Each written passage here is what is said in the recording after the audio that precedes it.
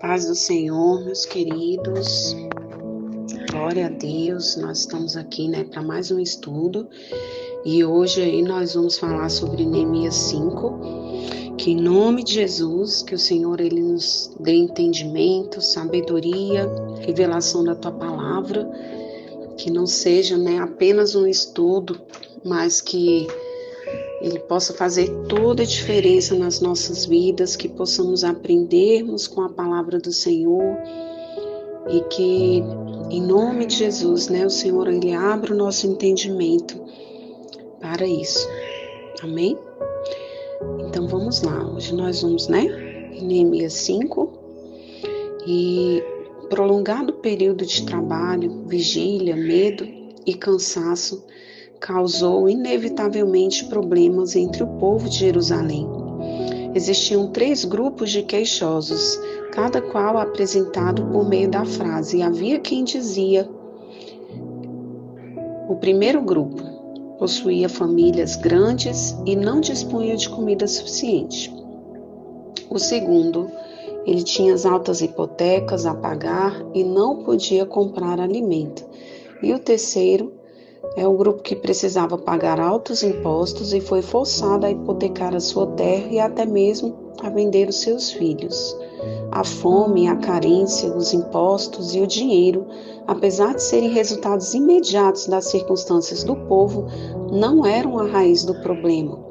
A dificuldade maior do povo está identificada nas palavras contra os judeus, seus irmãos. Os judeus não se queixavam apenas da pobreza e dos altos impostos, estavam reclamando uns dos outros. No versículo 1, o povo refere-se ao pobre, os irmãos aos nobres. Diz assim: ora, o povo, homens e mulheres, começou a reclamar muito de seus irmãos judeus.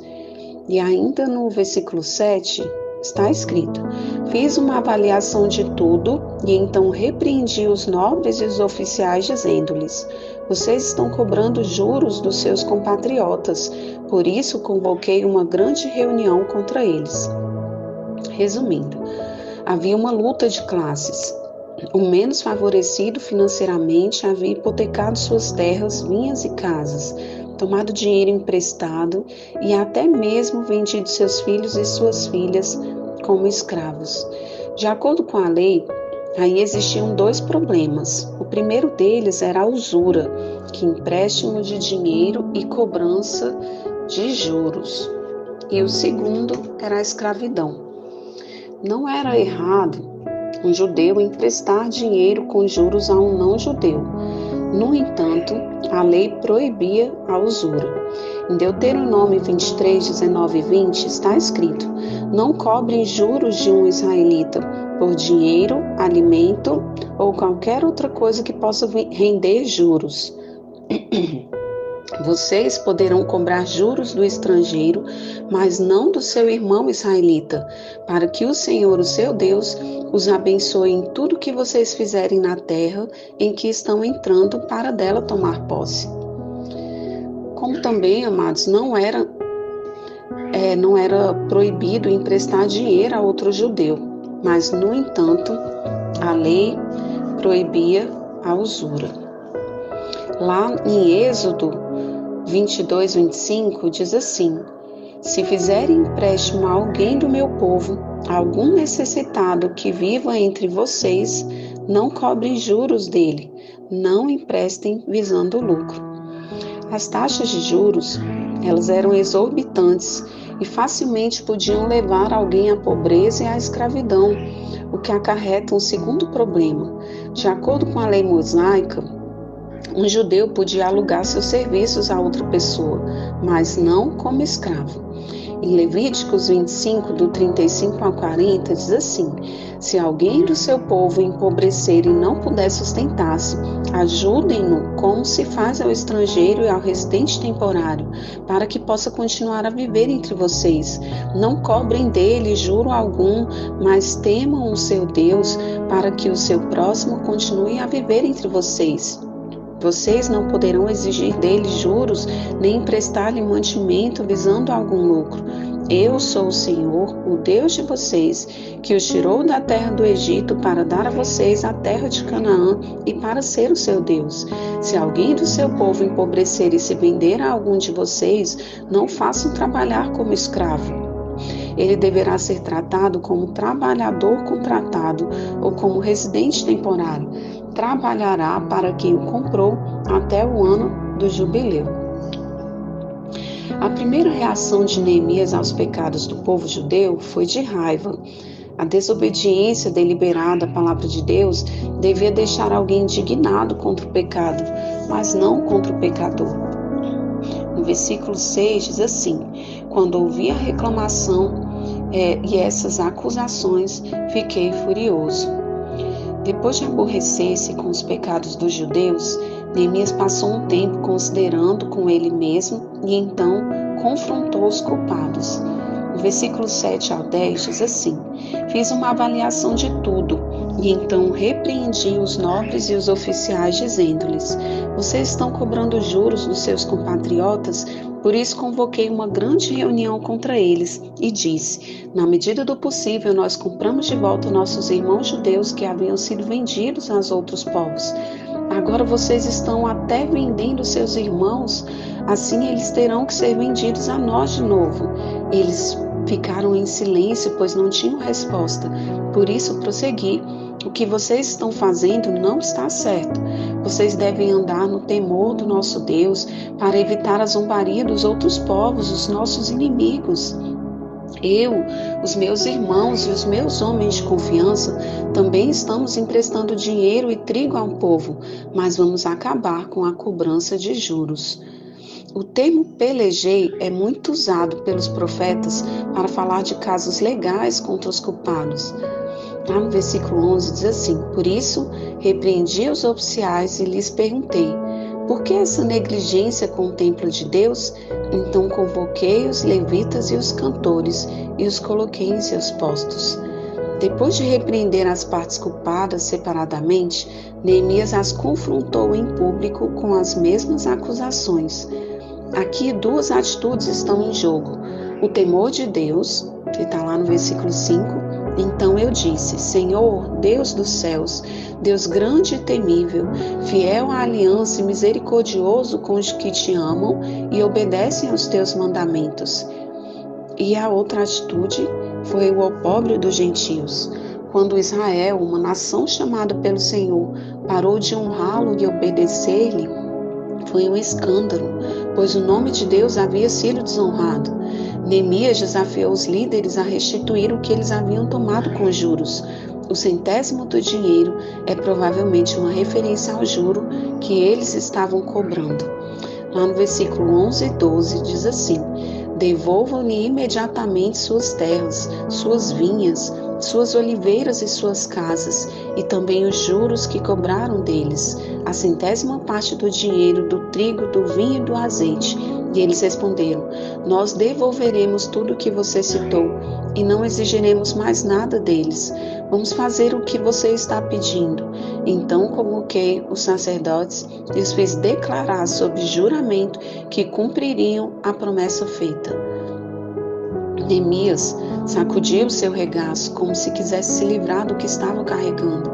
Ao fazê-lo, ele dramatizou o que o Altíssimo faria se o povo quebrasse a sua promessa.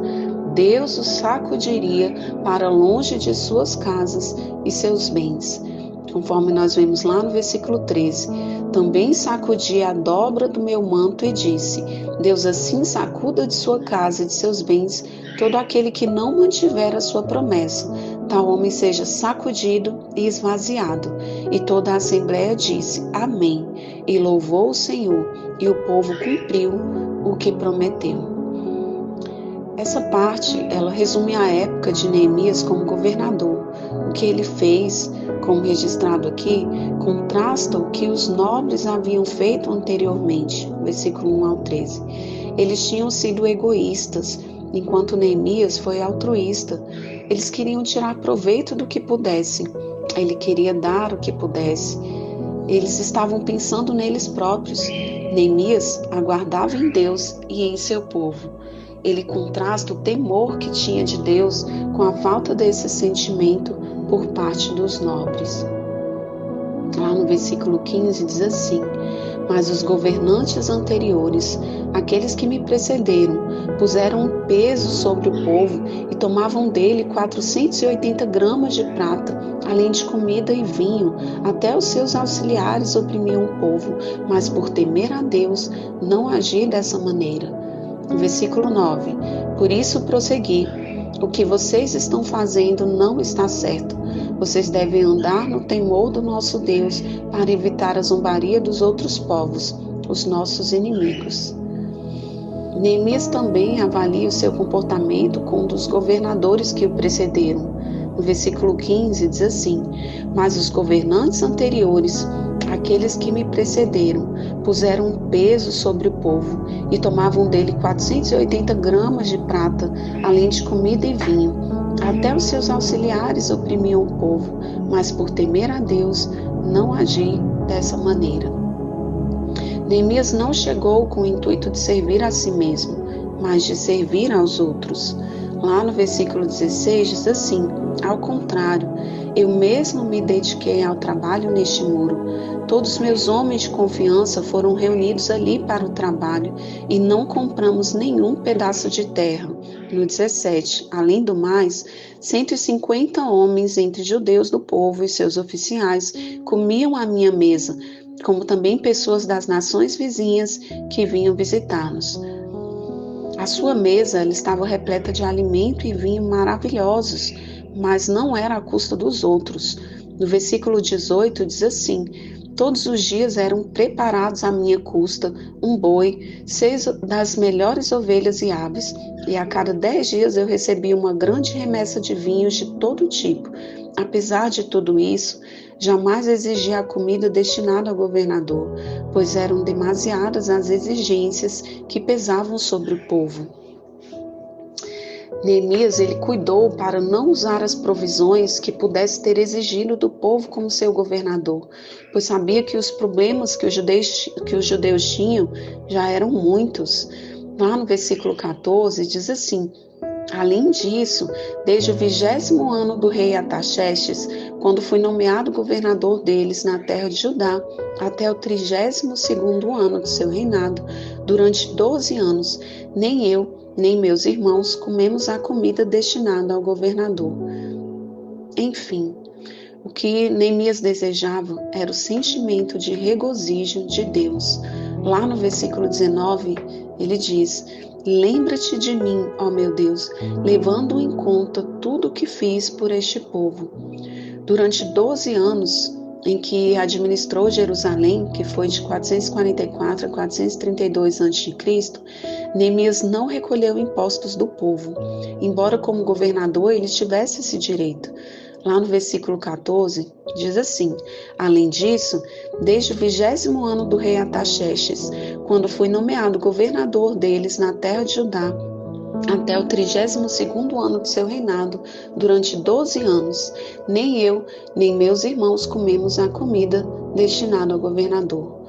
Muitos governadores anteriores pagaram suas despesas pessoais com os impostos dos judeus. Eles oprimiram o povo. Os governadores antes de Neemias tinham dificultado a vida para o povo com um governo arbitrário e opressor, com abuso de poder por meio de extorsão. Neemias não adquiriu hipotecas na terra. Ele poderia ter obtido os bens imóveis facilmente e vendido tudo com grande lucro. Porém, em vez de ganharem dinheiro para eles próprios, Neemias e seus servos trabalhavam no muro de Jerusalém para a proteção do povo e para a glória de Deus. No versículo 16 e 17 está escrito: ao contrário, eu mesmo me dediquei ao trabalho neste muro. Todos os meus homens de confiança foram reunidos ali para o trabalho e não compramos nenhum pedaço de terra. Além do mais, 150 homens entre judeus do povo e seus oficiais comiam à minha mesa, como também pessoas das nações vizinhas que vinham visitar-nos. O motivo de Neemias era claro. Ele não estava fazendo bem para dar glória aos homens, mas para agradar a Deus. E a sua oração se repete no final do livro. Em Neemias 13:31, ele diz: também estabeleci regras para as provisões de lenha, determinando as datas certas para serem trazidas e para os primeiros frutos. Em tua bondade, lembra-te de mim, ó meu Deus. Bom, amados, nós vimos então que a queixa dos judeus tinha fundamento, porque eles eram bastante afligidos por condições que tinham tristes consequências. As condições ruins eram principalmente a falta de casas, que resultou em pobreza, a escassez, que resultou em dívidas, impostos, que resultaram em escravatura. Todas as tentativas do inimigo por fora fracassaram, mas a tirania dos principais judeus operou em ruína por dentro. Onde se faz bom trabalho para Deus, dificuldades surgirão, mas o mal de dentro é mais perigoso do que a oposição de fora. Uma falta de unidade e harmonia entre o povo de Deus é fatal para o serviço progressivo. Neemias tratou energicamente com a situação. Começou a ficar zangado. Porventura, é bom ficar zangado? Paulo disse: irai-vos, mas não pequeis. Nem sempre o mal se conserta tão rapidamente como neste capítulo. A firmeza e prontidão de Neemias são dignas de reparo. Um homem bem pode ser positivo quando sabe que tem razão. Essa é uma frase de Scrooge, que é um grande teólogo. E é isso, amados. Que livro maravilhoso, que capítulo maravilhoso, que estudo tremendo, né? Que oportunidade que nós temos de estarmos aqui aprendendo com a palavra de Deus. E eu queria te convidar agora para nós fazermos uma oração. Amém? Senhor, nós te louvamos, Deus, por mais esse estudo, pela edificação e lições que o Senhor nos trouxe. E clamamos a Ti, ó Pai, que nós possamos, o Senhor possa nos ajudar, Deus, para que nós possamos ter cuidado com os nossos conflitos internos, que possamos vigiarmos para que não haja desuniões em nosso meio, injustiça, Senhor. Clamamos a Ti, ó Pai, que não sejamos paralisados em nossa vida espiritual, que possamos priorizar as pessoas mais do que os nossos projetos próprios e interesses pessoais, Senhor. Que o Senhor livre, Senhor, também, Deus, o nosso povo. Livre, Senhor, a nossa nação, Deus, de explorações, de injustiças, dos altos impostos que tanto fazem o povo padecer. Livra-nos, Senhor, da corrupção, que assim como Neemias ficou irado e confrontou aquela situação, que possamos nos levantar em oração e intercessão pela nossa nação e sermos justos e corretos em nossas ações, que não venhamos nos acomodar em meio a tanta injustiça que temos visto, mas nos levantarmos, Senhor, em oração. Levanta, ó Pai, intercessores. Levanta, Senhor, um povo que clama por mudança e transformação da nossa história. Que possamos temer ao Senhor em todo o tempo. Que o nosso caráter e as nossas decisões sejam sempre pautados pela reverência ao Senhor, para que sejamos íntegros e compassivos. Senhor, que os danos causados por tanta injustiça e corrupção na nossa nação, Pai, que eles sejam reparados, assim como nós vimos, Senhor, nesse capítulo que eles foram, Pai. Repara também, Deus, tantos danos, Senhor, que têm sido causados, Senhor, ao nosso povo, Deus. Clamamos por misericórdia do Senhor sobre nós. Em nome de Jesus. Amém.